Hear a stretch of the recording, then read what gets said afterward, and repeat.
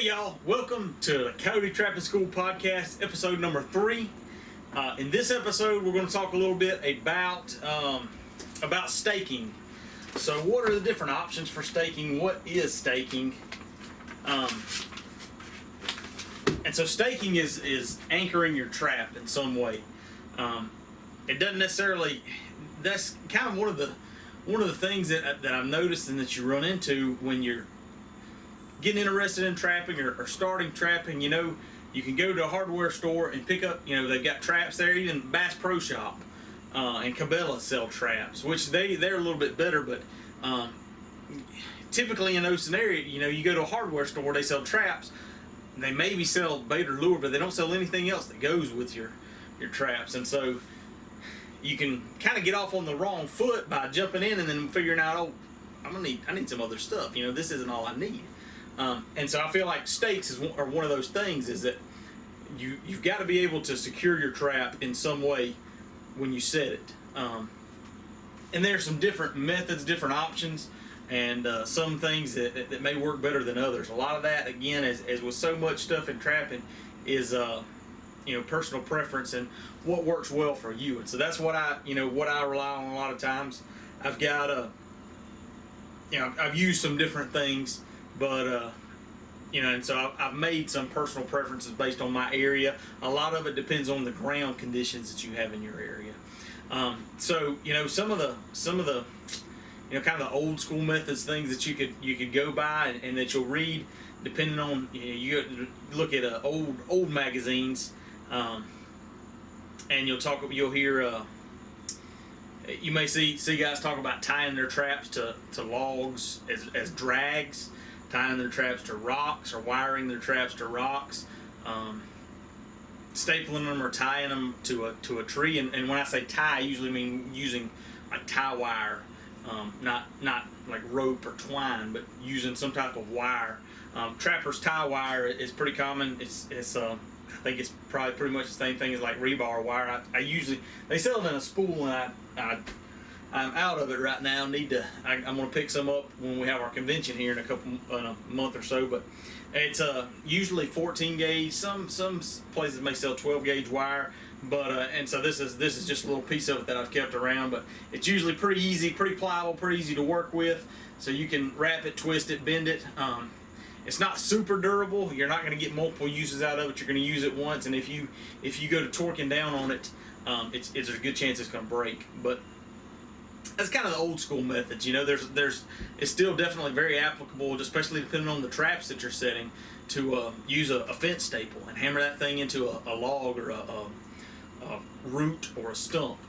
As long as that's sound, and like I say, depending on what you're targeting and what traps you're setting. One issue that I've had with that is that you've got to be careful when you're tying to an object, with the animal being able to tangle or grab onto other objects, other items near, and be able to leverage himself out. So I ran into that with coons when I first started trapping. I would just tie to I was sitting on a creek bank and just tie off to a root wad, a big root sticking out of the creek bank. But the problem that I had several times was that I'd get there, big catch circle, I knew I caught something, but when I got to looking, the trap was empty. And the animal, the raccoon, once he got caught and his clamorings around after he was caught, he was able to grab hold or wrap around some of those other roots and just leverage and pull and work itself out. So that's one thing that I like to caution people about if you're staking or anchoring to something. If you're setting marten boxes or some kind of conibear boxes where the scenario is that the animal is dispatched when you catch it, that's not as big of an issue. That's not really any issue at all. But definitely keep that in mind as you're thinking about ways to tie off your traps. And even so one kind of, I guess you might say, a little bit more modern example is using cable extensions. So I use cable extensions a good bit, and it's just a piece of snare cable. Bear with me. but it's just a piece of snare cable. Now, when I'm making them, if I don't, so sometimes with my old snare cables, I'll use, a snare that has been used. I'll reuse it, making an extension cable out of it just to get some extra use out of it. As long as it's not kinked too bad. That's one thing you got to be careful of. But if I'm making just an extension cable that I'm going to know, a lot of times I'll use these with dog-proof traps. And I like to make these out of 1/8" cable because they hold up a lot better. I use them a lot with dog-proof traps, and then also with anchoring beaver snares. But what I'll do is, and with my dog-proof trap specifically, it's just a length of cable. These are 10 feet. These are a little bit long. I don't really like these. About 6 feet is kind of my preferred extension cable length. So with beaver snares or dog-proof traps, dog-proof raccoon traps, a lot of times what I'll do is I'll make one loop large enough for the trap to pass through, and then the other loop doesn't have to be near that large. And so with snares, with beaver snares particularly, because that's what I'm most familiar with, the snare beavers, the loop doesn't have, either loop doesn't have to be that large because the snare is pretty small to pass through. The dog-proof coon trap, the trap is a little bit bigger, so I'll attach the small loop end to the trap itself, and then I've got this length of cable, and what I'll do is I'll find a tree that I want to anchor off to, where I want to sit, and I'll just wrap the cable around it, feed the trap through the large loop, and then the cable cinches down on the tree, and it's very secure. Like I said, the one thing that I always try to do, and that's why I don't like this 10-foot lead, is that I always try to be careful that the coon can't get wrapped up in too much close to that tree where I've got him staked off at, because I don't want him getting leverage and pulling. I don't really want him to be able to grab a hold of anything. That's not always that's not always achievable, but in my mind, that's my best case scenario. So that's kind of using what you got at the location. I like that for certain types of traps, types of trapping. I definitely like to do that. So, like I said, dog-proof traps, beaver snares, things like that. Anchor it off to something that's there. That's less you've got to worry about. It's just quick and easy. Otherwise, typically, I'm trying to look at my notes, make sure I don't forget anything. So, another kind of old school staking method that's more aligned with predator trapping. I say that rebar stakes are used for a lot of things on the trap line. This is a T-bar stake, so I actually use this for staking beaver traps where I'm setting a drowning rod or drowning cable. I'll use this to stake the top end of the drowning cable. The T-bar allows me to easily grab it, pull it up and out. Use that for raccoons. If it's shallow enough, if it's deep enough that I can drown a raccoon, but still shallow enough that I can get down and grab this thing easy enough, I'll use these a lot for that as well. But rebar in general can be used a lot on the trap line. T-bars more for kind of water trapping a lot. I'll also use these for conibears. So one thing that may not be super obvious is with conibears, they need to be staked. You might think, conibears are designed to kill the animal very quickly. So you might think that if I set a conibear in this run, beaver gets caught in it, he's going to be here. That's not always the case. One, you don't always, that animal, even after he's dispatched with nerves and all, he's going to flop and move. You might get current. So if you've got it in any kind of flowage, maybe the creek's not flowing too much, but you get a range, something like that, it can wash him away.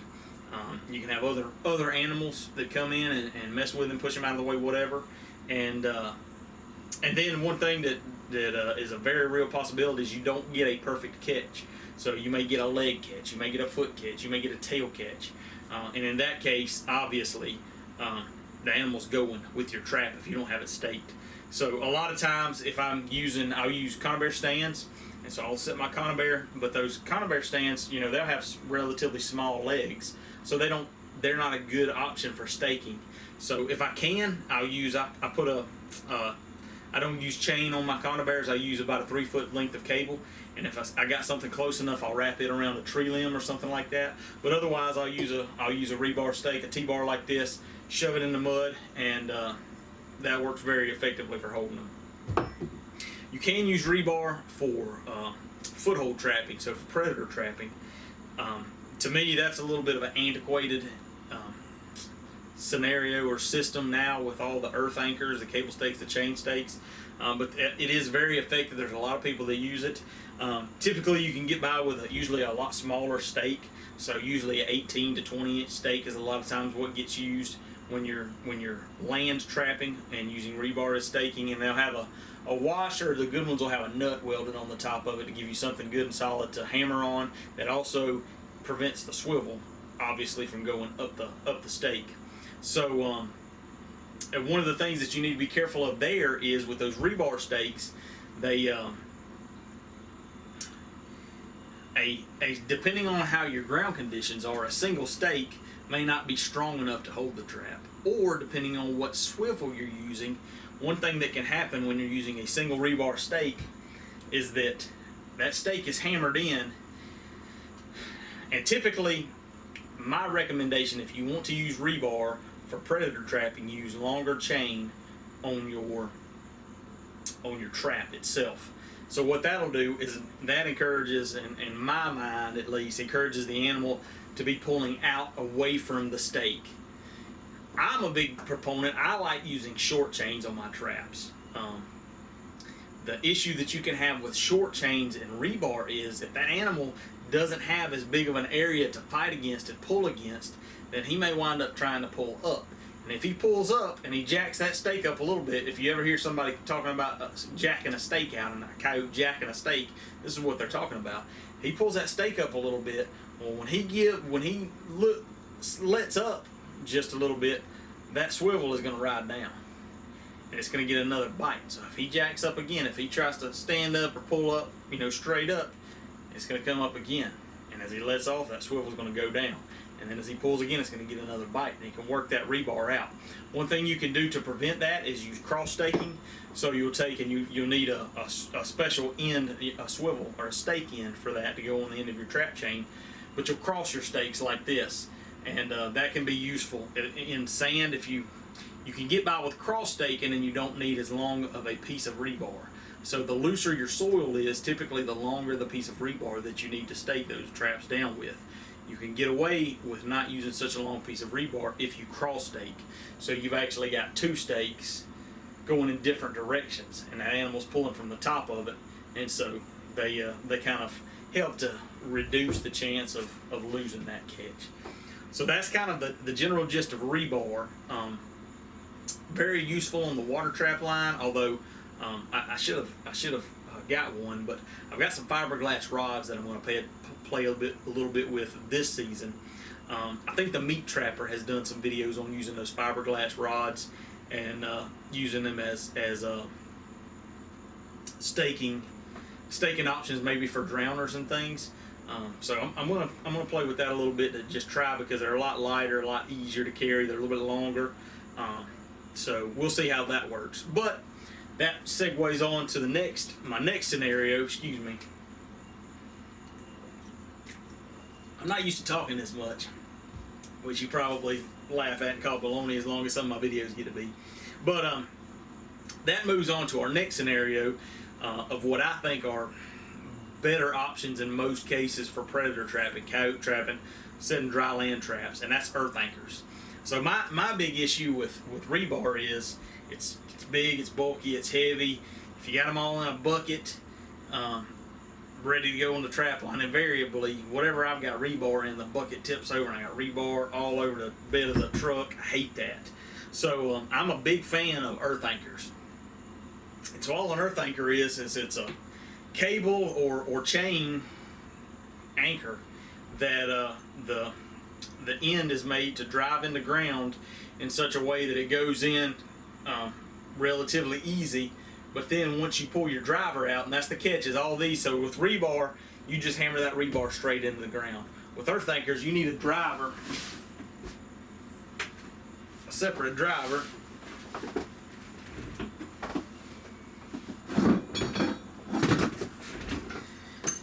And this is something you got to keep up with, but that is what you use to drive your stakes in. So you'll use this, and the stake will fit in the driver, like I said, so that it is driven into the ground, and very least resistance way. And when you pull that stake out and actually pull on that anchor, it sets, and it sets kind of perpendicular to the surface, or the way that it's pulling, so it creates like a 90-degree angle, and that's what the animal is pulling against, is that small piece of metal that's at the end of the cable. And they are very, very effective, even in kind of loose sand, loose dirt. Some of them, and there's a wide variety of earth anchors, and some of them are better suited to other areas and other options, but you can typically beef up the size of the earth anchor that you're using, depending on if you're in clay versus sand or things like that. So just a few of the anchors that I have used. One that I really like are Pogo anchors. So these are, all it is a fender washer that's with a J hook, and you attach it, and to me, the upside when I first started trapping, I was trapping through college, is that these are really cheap. So I bought 1,000 feet of cable, a bunch of cable ends, and fender washers, and I just made hundreds of Pogo anchors. And the washers, if you got somewhere that you can buy bulk fender washers, you can get them cheaper probably, or in different sizes. But I think you can get them in 1.25 inch, which is kind of a hard ground size, 1.5 inch, which is a medium range size, and then 2 inch, which is kind of a mud sand size. So you can kind of make them to fit your own. And so that's what I would do, is I got the 1.25 inch. I trap in mostly clay when I'm predator trapping, very hard ground, so 1.25 inch is plenty strong. But then when I was setting my coon traps, I would use the 2 inch anchors on a little bit longer. So you can kind of customize them. So I would use like a 12 inch total length section of cable, and then my Pogo anchor on the end for dry land traps, my 1.25 inch washer. For wetland, for mud traps, bottom traps, creek bottom traps, I would use more like an 18 or 20 inch piece of cable, and then my 2 inch fender washer and my J hook, which is, that adds another 1.5 inches to the bottom of it. So these are very cheap to make if you buy all the components in bulk, but it takes a lot of time to make them. So last I checked, these were some of the cheapest that I could find if you're making them yourself. But I really like those. The problem with all these is that they take a different driver. So that's kind of it's not super easy to kind of compare without having several different drivers. But so this past year, or maybe the last 2 years, I've used some of these Berkshire heavy duties, and not very impressed with these at all. Like I say, one caveat may be that I trap in hard clay ground. But what I found with these is, as I'm using that driver and driving this in, if I didn't, the one thing I found was if I would hold the driver and the cable as I was hammering in, I didn't have as much trouble. But if I didn't, and I would hit that driver and it would kind of wiggle, a lot of times it would come off. That driver just fits right in a slot and in this little dimple down here, and that driver would come off of that, and the setup was shot. I either have to pull the whole cable out, which is a pain, or I drive a new stake. So my 2 cents, I am not a fan of the Berkshire heavy duty stakes. I think they work good in a little bit softer ground, maybe creek bottom trapping, coon trapping, things like that, but I'm not a fan for them, especially, or at least not in clay ground, hard ground. Excuse me. So another option, so I guess I should say, a lot of these cable stakes are what I would consider disposable. A lot of times, even if you can retrieve them, so they make stake pullers, and then depending on if you're in sand or what kind of ground you've got, you may be able to run a sharpshooter or a tile spade, or even one of the augers, the dirt hole augers. You may be able to run that down beside the stake and loosen up the soil enough that you can pull your anchor out and reuse it, and that's awesome. But that cable will rust, and so I think probably 3 years is about the max you can get out of a cable. the one reason I liked the Pogos, and one reason I kind of shied towards being the cheapest option, going to the cheapest option possible, was in the clay ground that I trap in. It's very hard with a puller. When I started, I was trying to use a bumper jack, and it's a giant pain to try to get those stakes out of the ground. So I would just cut them and leave them, knowing that they're going to rust and they're going to disintegrate. They're not going to cause any issues with farm equipment or anything like that, or ATVs, four-wheelers. So that's why I like the cheapest option available, and still do, because if I'm in hard ground, I'm not going to fuss with trying to get that stake out. I'm going to cut it and go. So I want to be able to buy them as cheap as I can, so that I can buy as many of them, and with my measly fur check, try to pay for a little something. So another one of the cable anchor styles is the wolf fangs. I just used these a little bit this past summer, or this past trapping season, but this is probably what I'm going to use exclusively this coming season. I like the driver. It's very, very stout. It's very easy to use, and the stakes are very stout. So not as cheap as I would like, but I think that's from what I'm seeing right now and the experience that I've had.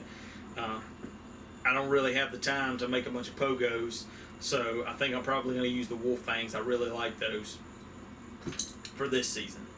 So you can also go with earth anchors that are kind of non-disposable.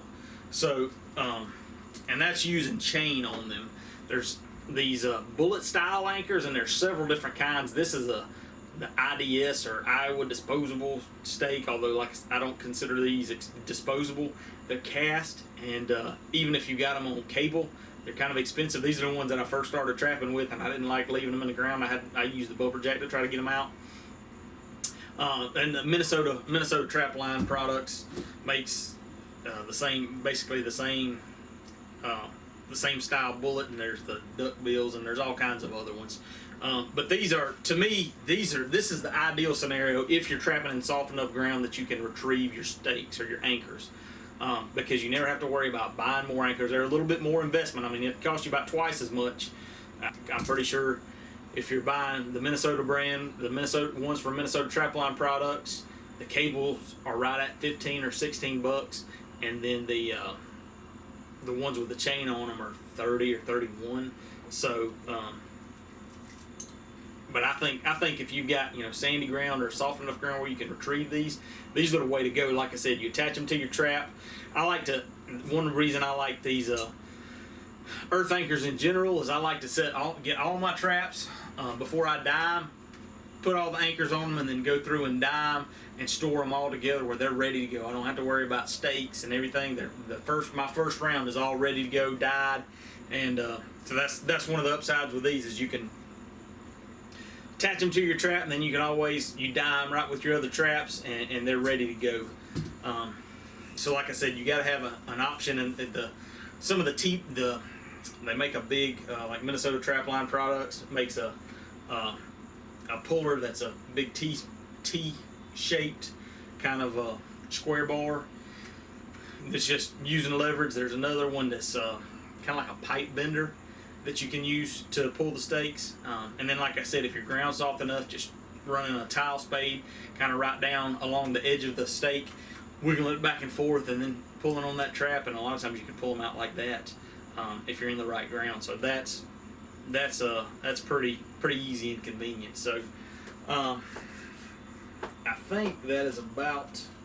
And then they do make. I've never used them actually. I think I bought some and I haven't used them yet. But they do make like some of the retrievable style stakes, so that maybe you put you use chain. It's attached to your trap with chain, but then you've also got a piece of cable that you can grab, and so when you drive the anchor in, you set it and it turns horizontal, but then it's got a piece of cable coming off of the back here, so when you pull that cable up and it turns it back vertical, and you can pull it out. I haven't used any of those to see how well they work.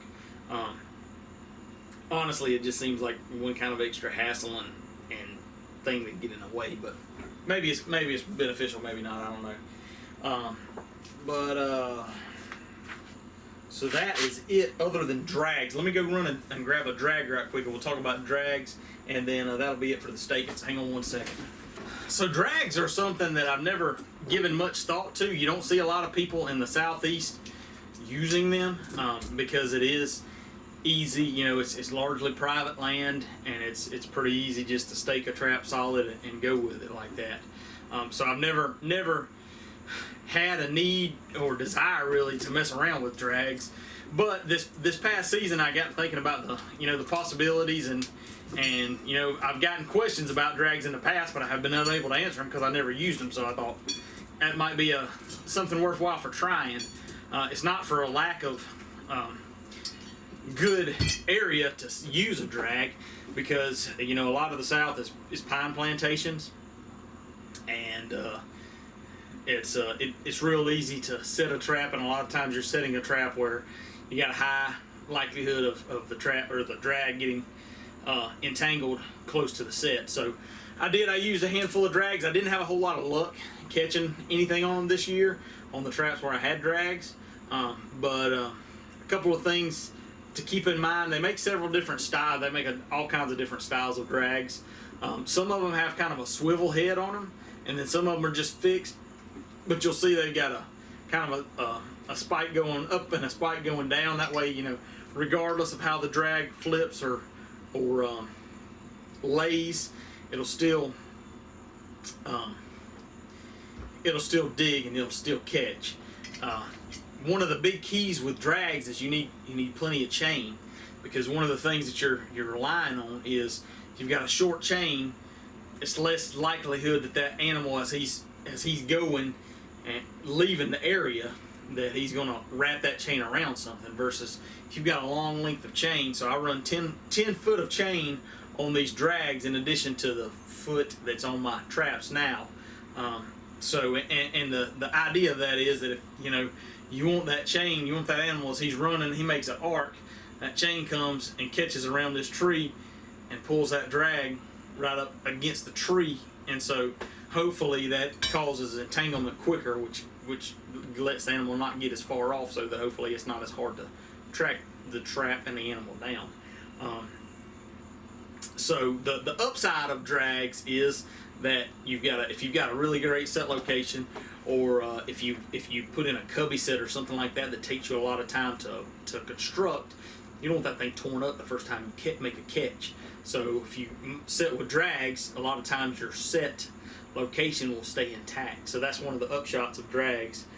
Like I said, in the past and in my mind, the time lost trying to track down the trap and the animal could be a potential downside, and that's the biggest potential downside. It is kind of exciting and fun when you do make a catch and you're trying to kind of sort it out and read the sign and read the scratch marks in the dirt or the leaves and pine straw. Like I say, hopefully the animal doesn't go far enough that you really got to look too hard. And if you've got a good dog, a good trap line dog, that'll help in locating your drags. Not ideal for every scenario. Like I said, if you're trapping public ground and you're wanting that animal to get off away from the roadside, a good option if you want to keep your set intact. Any of these traps, you're not familiar with trapping at all. When you set a trap at a location and you stake it down, when you make a catch, you're going to have what's called a catch circle. It's where that animal in the circle radius of everything that he could reach, that thing's all torn up. It's just a big old dirt circle, and that's everything that animal can reach. So if you spend a lot of time constructing a nice pretty set, that's great, but first catch you make, that whole set's destroyed, and you got to try to make something out of nothing then, essentially. So that's one of the pluses of using drags, is that animal goes away from your set, keeps your set intact. So one thing to keep in mind, and there's, I guess maybe if you were making your own drags, I can't remember, there's a name for it, but this bar on the back, some people make kind of simple drags. I've seen simple drags made out of rebar where it's just bent in a big, this shape, but you've got a notch here in the center where the rebar comes and bends, and if your chain were to get wrapped in that, it could actually catch and flip it over where it's no longer dragging and the points aren't tracking with the animal, so you don't have a good likelihood of it getting hung up. So the one thing, this bar on the back kind of helps to prevent that by kind of sloughing the chain off if it were to get wrapped around there. So that's something to consider if maybe you were looking at used drags or trying to make your own drags. But that's about all that I can think of in regards to staking traps or anchoring traps. You need to have your traps anchored in some way, and don't hesitate to experiment with a handful of ways. And like I said, I've kind of refined and am still refining my staking methods over the last 15 years of trapping. I've used something new every couple of years, just seeing what I like, seeing what works best, seeing what works better. So as stagnant kind of as the trapping industry is, there's always somebody that's trying to innovate, and so I like that. I like to see what new is working and what new might work better and more efficiently on my trap line. So anyway, that's all I've got on stakes and drags. If you've got any questions, feel free to reach out, leave a comment, or shoot me a question. Chris at CoyoteTrappingSchool.com. That's KRIS at CoyoteTrappingSchool.com. And hope you enjoy it. Hope you subscribe and get ready for the next episode. Thanks, y'all. Hey, I just wanted to say thanks for watching, thanks for following, thanks for listening, ever how you're consuming this. And if you want to show some support, I appreciate your support of just watching, leaving comments, and interacting with me. If you want to show a little support and help support the podcast, the YouTube channel, and the trapping endeavors and us bringing you the content, be sure to go to CoyoteTrappingSchool.com. We've got an online store there where we have some Coyote merchandise. So if you need a lucky trapping hat, we got you covered there. If you need a little more luck on the trap line, got some Coyote Trapping School hats, shirts, gloves, bags. We also carry some Minnesota trap line products, baits, lures, and urines. Top quality stuff that I use on my trap line every year, and also sell those in packages. So if you're interested in getting started and you don't really know what baits or lures to use, you can buy one of the packages that we've got, that I've got kind of pre-selected. That's a great starting point to get out there and start catching game.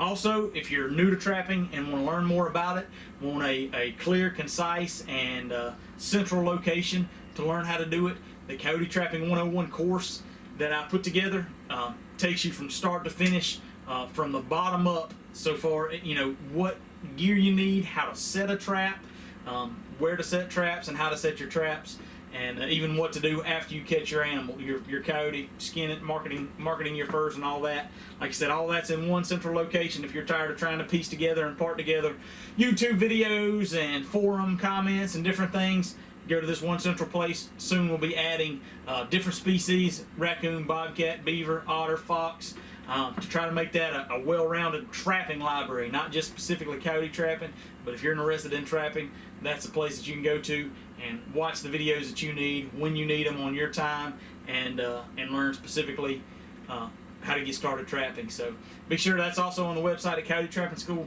Be sure to check that out, and I appreciate y'all following along. I appreciate the support, and I hope y'all are killing it on the trap line. Good luck this season.